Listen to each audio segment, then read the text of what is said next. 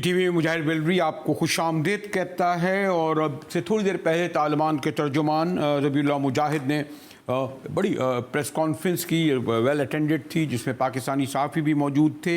और उन्होंने जहां ये कहा कि अमरीकी और इत्तेहादी अपनी जो डेडलाइन उन्हें दी गई है उसके मुताबिक वो फौरी तौर पर जो है इनखला अपना कर लें।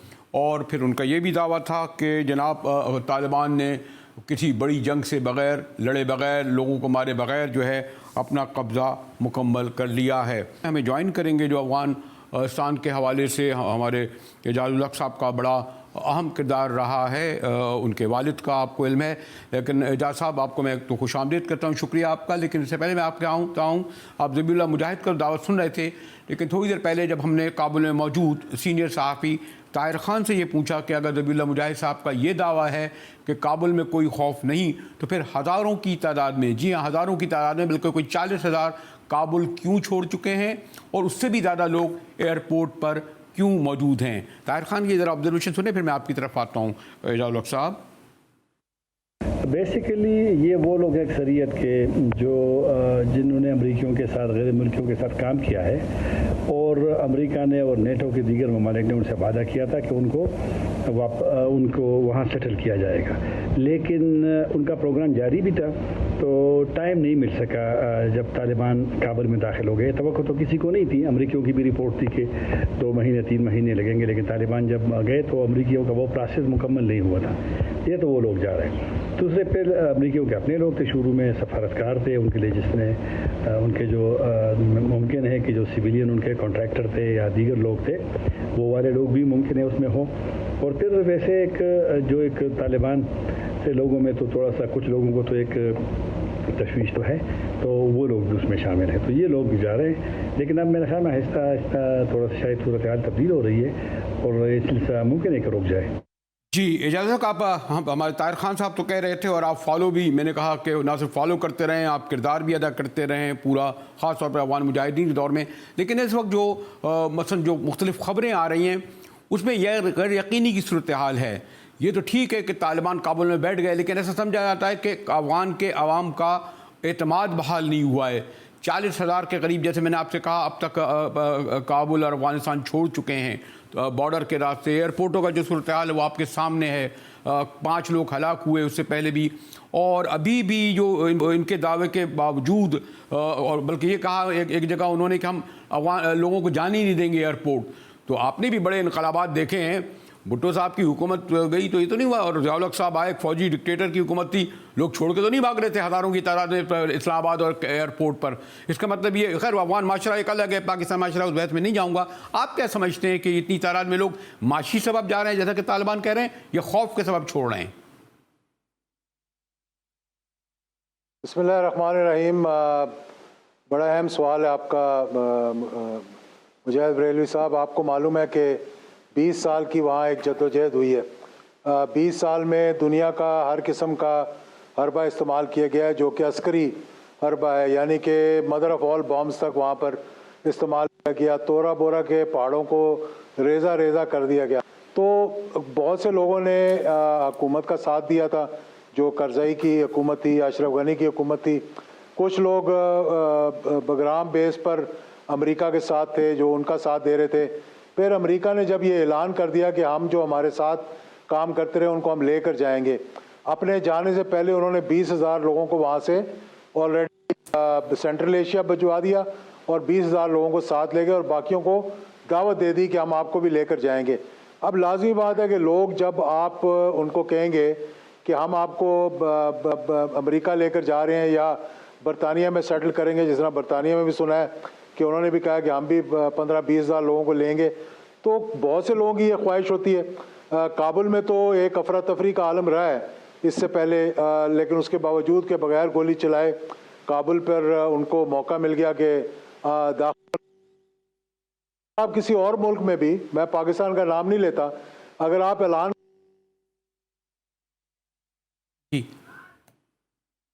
लेकिन एजाज़ साहब, सॉरी आपकी इंटरव्यू में, लेकिन जो मैं यानी मैं सवाल को ज़रा इस तरह कहूँगा कि अगर पॉपुलर सपोर्ट जिस तहरीक को, तंजीम को, और जो इन्होंने इतनी तवील लड़ाई लड़ी, तो फिर ये नहीं होता। मैं पंजशेर की तरफ नहीं जाऊंगा, वो तो खैर हमेशा से रहे हैं, लेकिन ये जो मैंने आपसे कहा था कि हज़ारों लोगों का छोड़ना, फिर अभी तक काबुल यूनिवर्सिटी अभी तक लोग नहीं गए, कुछ आज का है बैंक वगैरह खुल रहे हैं, और फिर उनकी हुकूमत की भी तश्कील अभी तक नहीं दे सके, जबकि इतने अरसे से जब आप 2018 से दोहा में बैठे थे तो कोई शेडो गवर्नमेंट तो बनती। अब शायद कुछ लोग नामजद किए गए हैं। एजाज उल हक साहब, देखिए, जहाँ तक हुकूमत बनाने का ताल्लुक है, पिछले 3 रोज़ से इस पर जलालाबाद में भी हुई है, कंधार में भी मुशावरत हुई है।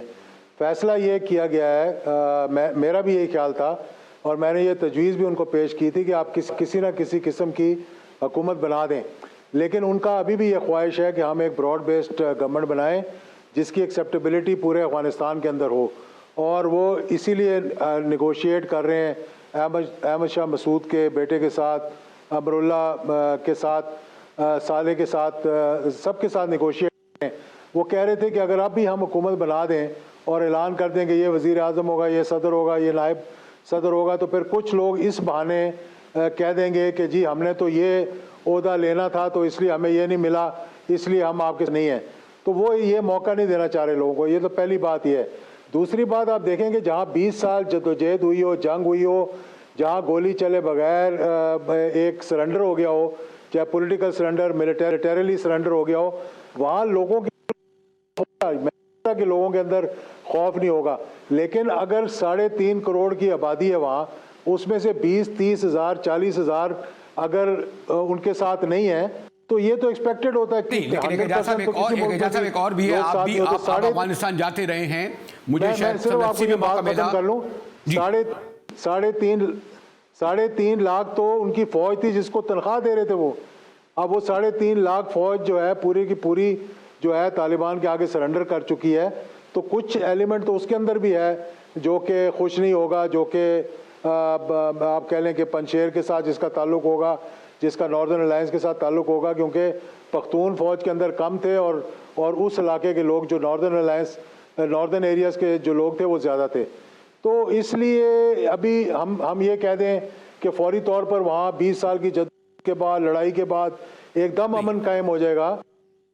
लेकिन नहीं, उसका सबब ये नहीं है खाली, उसका सबब ये भी है एजाज उल हक साहब के आपको मुझसे ज़्यादा इल्म है कि काबुल 1980 में कैसा होता था, 90 में कैसा होता था, और अब ये जो अगर आप ये देखें जो हम मनाजिर देख रहे हैं, मतलब अगर सोच अगर तब्दील हुई है वाकई, तालिबान जैसा कि दावा करते हैं, लेकिन जब चौराहों पर, सड़कों पर इस तरह कबायली ट्राइबल अंदाज में हाथों में उनके कलाशनकोफ हो, चप्पलें पहने हों, इस लिबास में जब खड़े होंगे, तो काबुलियों के लिए तो अजनबी लोग हैं ना ये।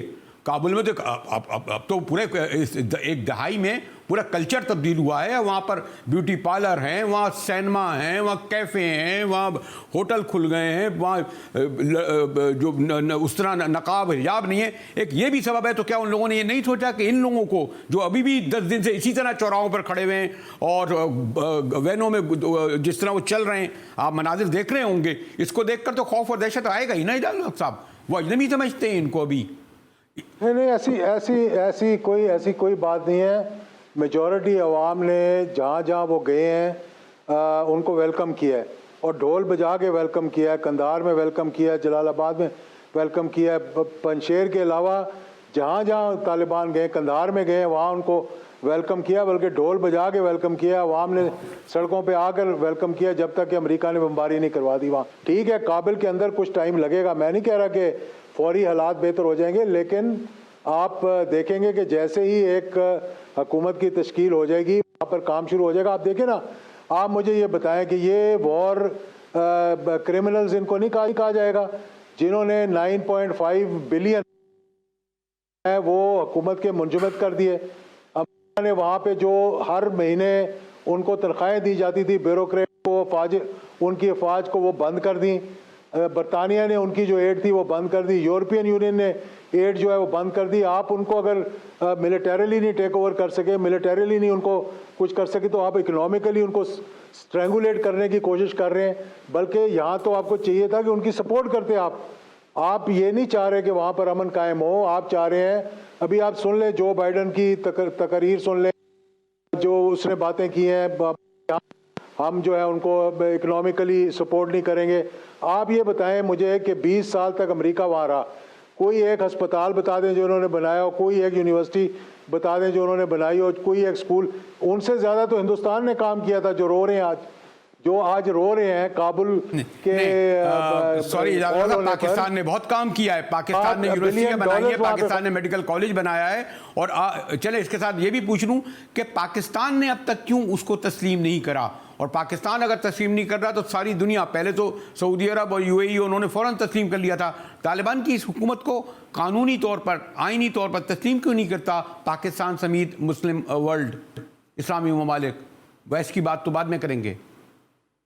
इस पे मैंने तो जाहिद बरेलवी साहब ये कहा था कि पाकिस्तान को तस्लीम कर लेना चाहिए, लेकिन लॉजिकली जब ये बात मेरे सामने आई है तो ये समझ आती है कि पिछली दफ़ा जब 3 मुल्कों ने फौरी तस्लीम कर लिया था तो बाकी मुल्कों ने पहल नहीं की थी। पाकिस्तान, मेरा ख्याल है कि ये इस बात पे इंतज़ार कर रहा है कि दूसरों को कन्विंस किया जाए। अगर पाकिस्तान ने एक्सेप्ट कर लिया तो फिर वो दूसरों को तो कन्विंस नहीं कर सकेगा। तो पाकिस्तान उनके साथ राब्ते में है, पाकिस्तान तालिबान के साथ भी राब्ते में है, और मेरा ख्याल है हमारी इस्टेब्लिशमेंट भी उनके साथ राब्ते में है। पाकिस्तान चाह रहा है कि वहाँ एक हुकूमत तश्कील दे दी जाए, उसके बाद फिर तस्लीम करने की बात हो। मेरा ये ख्याल है कि जो इकोनॉमिकली स्ट्रेंगुलेट करने की कोशिश की जा रही है, उसका अल्टरनेट जो है इस वक्त ये है कि चाइना, रशिया, ईरान, पाकिस्तान, और पाकिस्तान कन्विंस करे फिर दीगर ममालिक को, तुर्की हो गया, GCC हो गया, सऊदी अरेबिया हो गया, कि ये ममालिक मिलकर उनको इस फाइनेंशियल टर्मोइल से बाहर निकालें। और मैं ये पाकिस्तान की लॉजिक जो है मैं समझता हूँ इसको। मैंने शुरू में तो मैं यही समझ रहा था कि फौरी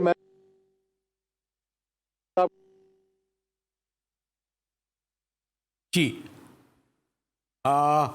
सॉरी, हमारा एजाज साहब तरह मैं कंक्लूडिंग, अगर एजाज साहब आपसे अगर ये मैं क्वेश्चन कर लूँ कि अगर ये क्योंकि जो माशी मसाइल हैं और ख़ास तौर पर जो एजुकेटेड क्लास वहाँ की है, अगर ये विड्रॉ अपने को कर लेते, ये अगर साथ नहीं देती इस वक्त, तो क्या ये सस्टेन कर सकेंगे? जैसे मैंने कहा कि बेशुमार जो वेस्टर्न या दीगर ज़राए ये कह रहे हैं कि अभी तक वो जो एक हुकूमत के किसी आने की तब्दीली पर जो लोग सेलिब्रेट करते थे, उनके खुशियाँ आती थी, वो उस तरह नज़र नहीं आई। देखिए, उन्होंने जब इस बात का ऐलान कर दिया तो हमें थोड़ा सा उनको रूम देना चाहिए। उन्होंने कहा कि बच्चियां भी स्कूल में जाएंगी, लेडी डॉक्टर्स भी पढ़ाएंगी, यूनिवर्सिटीज़ भी खुलेंगी, बच्चियों के स्कूल भी खुलेंगे, हॉस्पिटल्स भी खुलेंगे, हर चीज़ का उन्होंने ऐलान कर दिया। हाँ, कुछ चीज़ें ऐसी हैं जो कि उनके कल्चर में हैं और वो अपने कल्चर को तो तब्दील नहीं कर सकते। एक बहुत छोटी माइनॉरिटी थी जिसने उस वेस्टर्न कल्चर को अपनाया था, लेकिन मेजॉरिटी अफ़गानिस्तान की, अगर आप कारज़ाई के ज़माने में या अशरफ गनी के ज़माने में भी आप काबुल में जाते तो आप बहुत कम लोगों को देखते थे जो कि ख़वातीन वहाँ बाहर स्कर्ट्स में या हिजाब के बगैर फिरती थी। मेजॉरिटी फिर भी हिजाब करके वहाँ पे फिरती थी। नहीं, लेकिन जो तालिबान का अगर लिबास और कल्चर देखें तो अफगानों का भी कल्चर और लिबास नहीं रहा है, ये भी एक है। और ख़ास तौर पर जो पश्तून और दीगर वो हैं, उनमें तो बहुत हमेशा फ़र्क रहा है। आप मुझसे ज़्यादा जानते हैं, जो शुमाली तहात के लोग हैं, जो पर्शियन स्पीकिंग हैं, जो हज़ारा हैं, और सारे तालिबान जो हैं पश्तून हैं। सारे पश्तून अगर तालिबान नहीं तो सारे तालिबान पश्तून तो ज़रूर हैं। मैं ये कह रहा हूँ कि थोड़ा सा सब्र, थोड़ा सा तहम्मुल, और थोड़ा सा उनको टाइम दें हम, कि इतना बड़ा एक रेवोल्यूशनरी चेंज आया वहाँ पर, तो मैं समझता हूँ कि बेहतरी आएगी इसमें। और जिन लोगों ने उनको तस्लीम कर लिया, अमेरिका का तो मैं पहले ही कह रहा हूँ कि दोहा में 2 साल तक मुज़ाकरात उनके साथ करके, अगर वो समझते थे कि तालिबान में क़ुव्वत नहीं है, अवाम इनके साथ नहीं है, इनके पास ताकत नहीं है, ये इनका कोई अफ़गानिस्तान में रोल नहीं है, तो फिर क्यों गुफ्तगू कर रहे थे उनसे बग़ैर हुकूमत से इजाज़त लिए, बग़ैर हुकूमत को बताए, बग़ैर अशरफ गनी को बुलाए, बग़ैर अमरुल्लाह क्यों गुफ्तगू कर रहे थे उनके साथ? तो उस वक्त तो सब एक्सेप्टेबिलिटी होगी। अगर तालिबान उनकी बात मान लेते जी कि आप भी हट जाएं और ये भी हट जाएं, तो फिर सब ने खुश हो जाना था। अगर वो ये बात मान लेते कि आए 50-50 शेयर कर लें, तो तब भी सब ने खुश हो जाना थे। अब तालिबान जब उनको दावत दे रहे हैं कि आए हम आपको अहम ओहदे देते हैं, तो मैं समझता हूँ कि पंशेर समेत, अमरुल्लाह साले समेत, अहमद शाह मसूद का जो बेटा है उस समेत, ऐसा सब इनके साथ जो है वो शामिल होंगे और एक ब्रॉड बेस जो सारे अफगानों को हुकूमत रिप्रेजेंट करेगी वो हुकूमत वहाँ बनेगी। मेरी जुमेरात के दिन या इस वीकेंड पर एक उनका अहम डेलीगेशन आ रहा है, उनके साथ मीटिंग है। मैं समझता हूँ उसके बाद बहुत सी चीज़ें जो हैं वाजे हो जाएंगी। हमारा उनके साथ तकरीबन डेली के हवाले से कोई ना कोई रब्ता रहता है उनके साथ। शुक्रिया एजाज हक साहब। मैंने कहा ना कि बहरहाल आप कितना इख्तलाफ करें जनरल ज़ियाउल हक से, लेकिन उनका एक बहुत बड़ा रोल था ख़ास तौर पर अफगान जंग के दौरान जो मुजाहिदीन लड़ रहे थे सोवियत के ख़िलाफ़, और एजाज हक साहब ख़ुद भी इनके साथ कनेक्ट भी हैं, कमिट भी हैं। गुफ्तगू करेंगे एक और अहम मसले पर, और वो है आजकल मीडिया में जो सरापा यानी मालिकान भी और मुलाजमीन भी एहतजाज कर रहे हैं कि हुकूमत जो रेगुलराइजेशन करना चाह रही है, जो बिल लाना चाह रही है, इस पर गुफ्तगू करेंगे। एक ब्रेक के बाद हमारे साथ रहिएगा।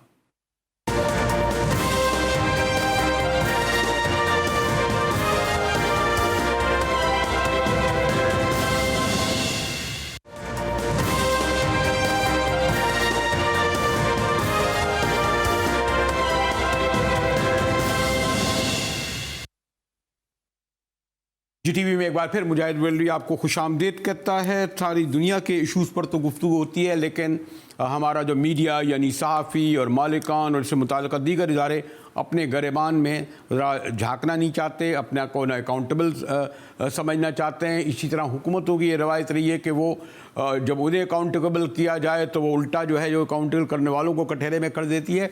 और इस वक्त जो हुकूमत ने Pakistan media development authority bill जिसे कहते हैं, वो दिलचस्प बात यह है कि ये वाहिद ऐसा बिल आ रहा है जिस पर तमाम जो मीडिया से मुताल्लिक़ हल्के यानी मालिकान हों, उनकी यूनियन हों, जर्नलिस्ट हों, वो इसको रेजिस्ट कर रहे हैं। दूसरा, हुकूमत का अपनी जगह ये कहना है कि इसके ज़रिए वो डेवलपमेंट यानी मीडिया को मॉडर्नाइज़ करना चाहते हैं, रेगुलराइज करना चाहते हैं। ख़ास तौर पर आपको पता है कि सोशल मीडिया और टिकटॉक किस्म जो शुतर में बहा इस तरह ही कहते हैं जो हो चुका है।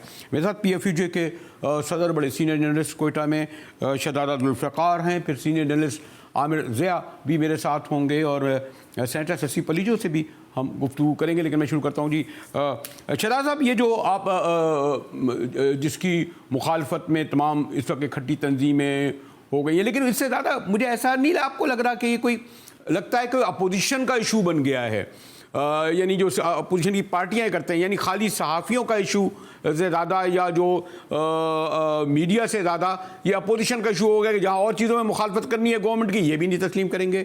शहजादा ji sir, thank you very much. देखें, बात यह है कि आप बिल को अगर देखिए, बिल को आप मुख्तलिफ उनसे उसको देखें तो अपोजिशन का इशू हो या आम सिविल सोसाइटी का इशू हो या एक डेमोक्रेटिक सोसाइटी में एक आम आदमी का इशू हो, ये एक आम आदमी का इशू बन गया है।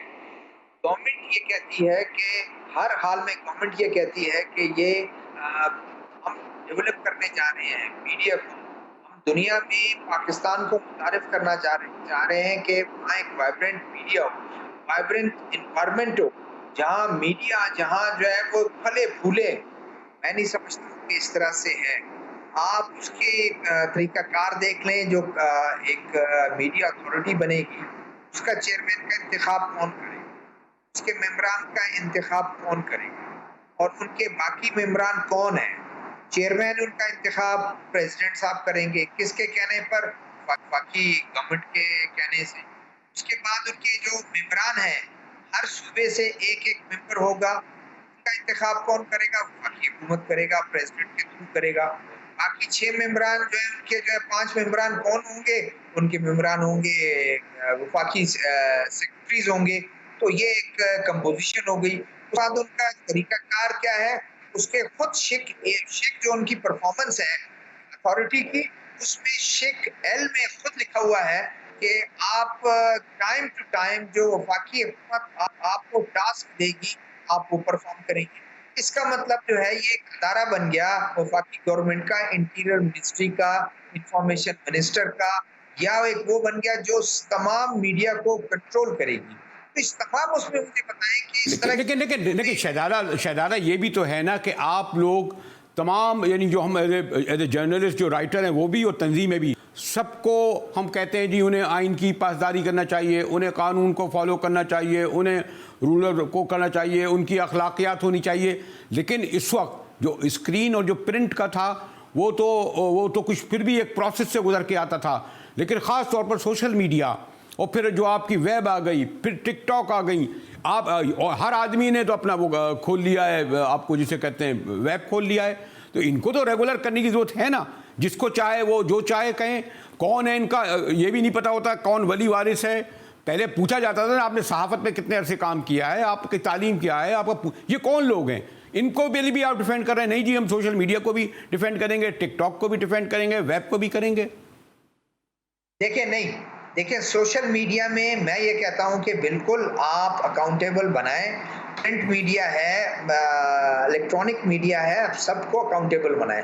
कोई आसमान से नहीं उतरा हुआ। अगर कोई गलत को बात करता है, कोई गवर्नमेंट के को क्रिटिसाइज पॉजिटिव करता है, उसको आप फलने फूलने दें। लेकिन अगर कोई ये समझता है, किसी को डिफेम करता है, फेक न्यूज़ उसका मौजूद है ना। आप मुझे बताएं, आप अखबार में आपने काम किया, आपने रिपोर्टिंग की है, मैंने आपने, आमिर ज़िया हमारे साथ हैं, क्या फेक न्यूज़ अगर हमने कभी चलाई है, कभी ऐसा नहीं हुआ कि हम उसको फेवर करें। लेकिन हम में से किसी में या हमारे किसी साथी ने उसको मिस इन्फॉर्म किसी ने किया और उसने चला दिया, क्या उसकी सजा नहीं है? हम समझते हैं कि उसकी अकाउंटेबिलिटी होनी चाहिए। लेकिन सोशल मीडिया को सामने रखकर आप तमाम मीडिया को जो है वो एक वाइब्रेंट एटमॉस्फेयर का नाम देकर और उसको बिल्डोज करना शुरू कर दें। जो मैंने आपको गिनवाए हैं, अगर गवर्नमेंट ये चीज़ नहीं करना चाहती, देखिए गवर्नमेंट अगर किसी वो बनाना चाहती है, अथॉरिटी को बनाना चाहती है, सिविल सोसाइटी से लोगों को लेना, पॉलिटिकल पार्टी से लोगों को ले, उसमें भुखला को ले लें, उसमें कोई बहुत मशहूर उन लोगों को ले लें। लेकिन आपने अपने लोगों को लिया, आप अपना ही सारा कुछ करेंगे। किसी वक्त भी आप किसी चैनल को इसलिए बंद कर दें कि आप इक्विपमेंट जो है या आप लेके आए, इक्विपमेंट जो है इसकी रजिस्ट्रेशन आपने नहीं कराई है, किसी वक्त भी आप उसको जो है दफ्तर को छापा मारकर आप जरूर छापा मारें। हम कहते हैं ओपन है, उनके अकाउंट्स को आप चेक करें। ये नहीं है कि आप जो टीवी चैनल्स आपके राग उलाप रहे हैं, जो सोशल मीडिया पे आके आपके लाग उलाप रहे हैं या प्रिंट मीडिया में वो कर रहे हैं, आप उनको जो है वो आंखें बंद कर दें उनकी तरफ और उनको आप देखें जो आपको क्रिटिसाइज कर रहे हैं। क्या हो रहा है, कौन लोग गिरफ्तार हो रहे हैं सोशल मीडिया में, आप देखें कौन लोग गिरफ्तार हो रहे हैं, किन को पकड़ा जा रहा है। क्या उन्होंने कोई फेक न्यूज़ चलाई है? वो क्रिटिसाइज कर रहे हैं ना कि हमारे अदारे, हमारे जो गवर्नमेंट के जो अदारे हैं, FIA है, वो क्यों लोगों को बुलाती है। शहजाद जुल्फ़िकार आप हमारे साथ रहिएगा, हम आपसे गुफ्तगू करेंगे। मैं चलता हूँ इधर से मुख्तसर से ब्रेक की तरफ और फिर आता हूँ आपके साथ। हमारे साथ रहिएगा, मिलते हैं एक ब्रेक के बाद।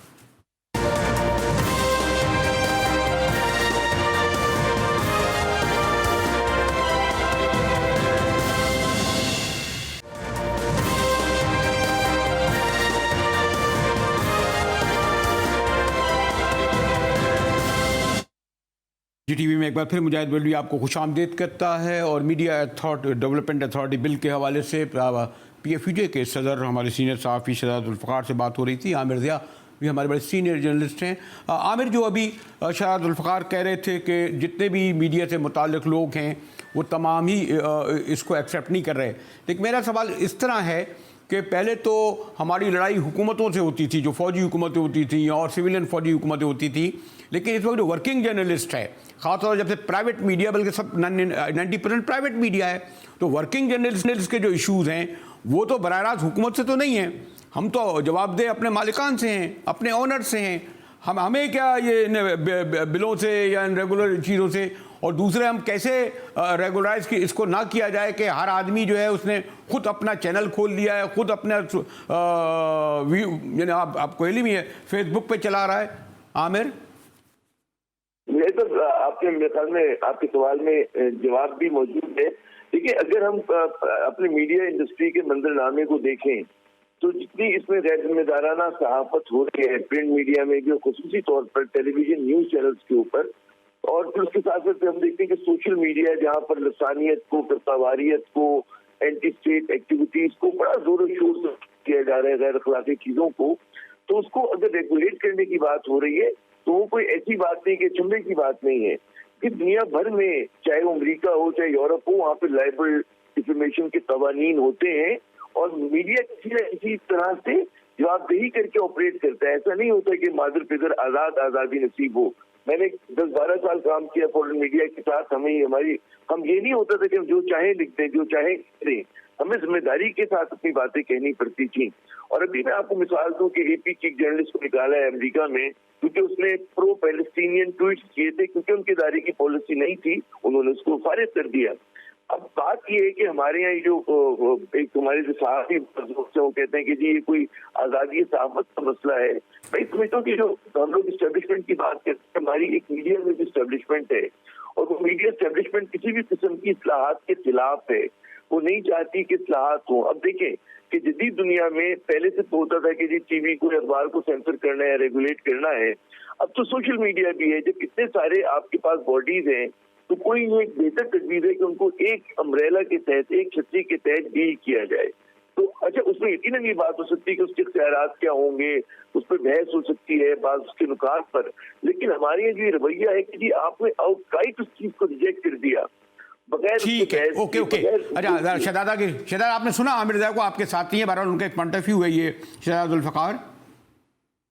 जी जी जी, बिल्कुल बिल्कुल, मैं सुन रहा हूँ उनकी बात। क्या मुझसे कोई सवाल है या इसका जवाब दूं मैं? आप क्या कहेंगे आमिर रज़ा की इस ऑब्जर्वेशन पे? देखिए, इससे कोई इनकार नहीं करता कि कौन इस तरह है प्रोफेशनल जर्नलिस्ट, कोई इससे इनकार कर सकता है कि मादर पिदर आज़ाद हो। आज़ादी तो उस हद तक आपको हासिल होती है कि डेमोक्रेसी में वो इनकलाब फ्रांस वाली बात है कि आज़ादी उधर जहाँ से दूसरे की नाक शुरू हो। लेकिन आजकल ऐसा है, आजकल तो हर आदमी गिरबान पे हाथ डाल रहा है। शहजादा, आपको रोक पा रहे हैं आप लोगों को? ये आप रोक पा रहे हैं उन लोगों को जो आपके गिरबानों पे हाथ डालें, नाक तो छोड़ें?